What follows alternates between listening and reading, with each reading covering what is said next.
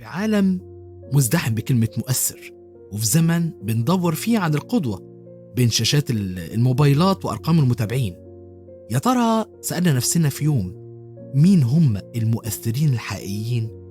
يا ترى هم اللي بتنتهي شهرتهم بانتهاء ترند عابر، ولا اللي أسمائهم اتحفرت في ذاكرة السماء قبل الأرض؟ النهاردة احنا مش هنتكلم عن مشاهير الصدفة، احنا هنتكلم عن نجوم ما غابش ضوءهم من 14 قرن، رجالة ما غيروش في ذوق الناس مثلا وهدومهم أو في أكلهم، لأ، دول غيروا بوصلة التاريخ، هدموا إمبراطوريات الظلم، بنوا أمة لا تغيب عنها الشمس.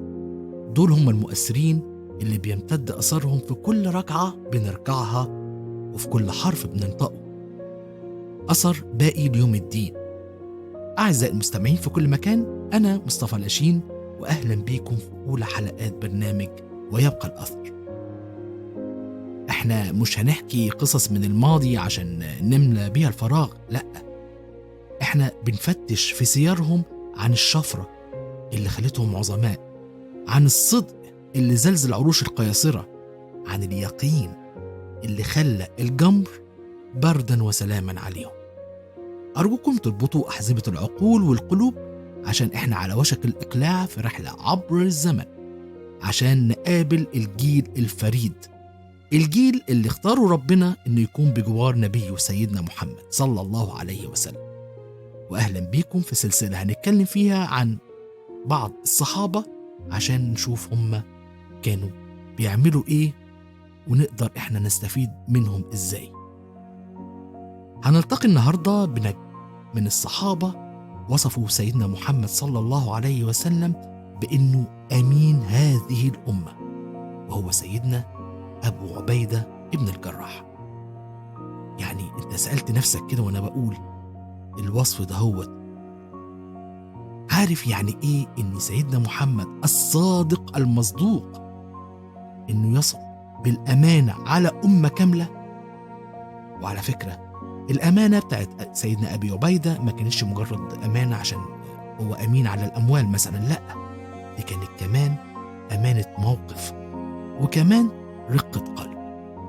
في موقف حصل في غزوة أحد، في حلقتين حديد غرزوا في خد سيدنا محمد صلى الله عليه وسلم.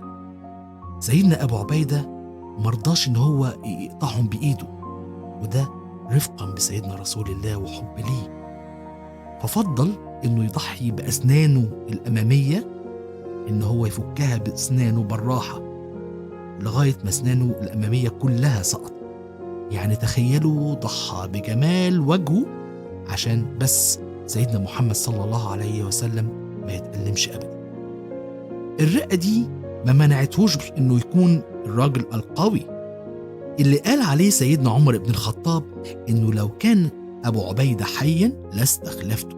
هذا المؤثر الحقيقي ما غرتوش اضواء المناصب، وهو لما كان امير على بلاد الشام زاروا سيدنا الفاروق عمر، راح له البيت، يا ترى لقى فيه ايه؟ ما لقاش فيه غير سيف وترس وعفش بسيط.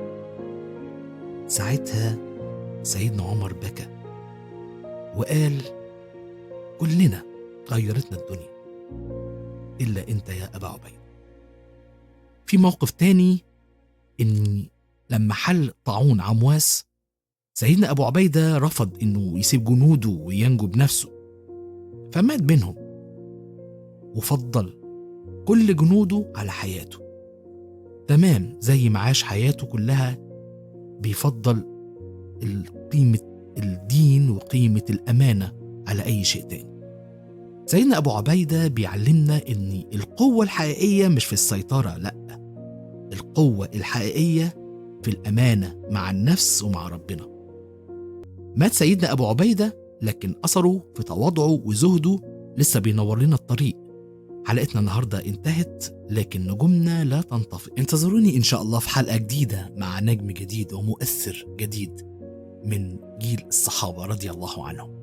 هستناكم في التعليقات تقولوا لي رأيكم في الحلقة، ولو في حد كمان عنده معلومات أكتر عن شخصية النهاردة سيدنا أبي عبيدة بن الجراح يا ريت يفيدنا بيها.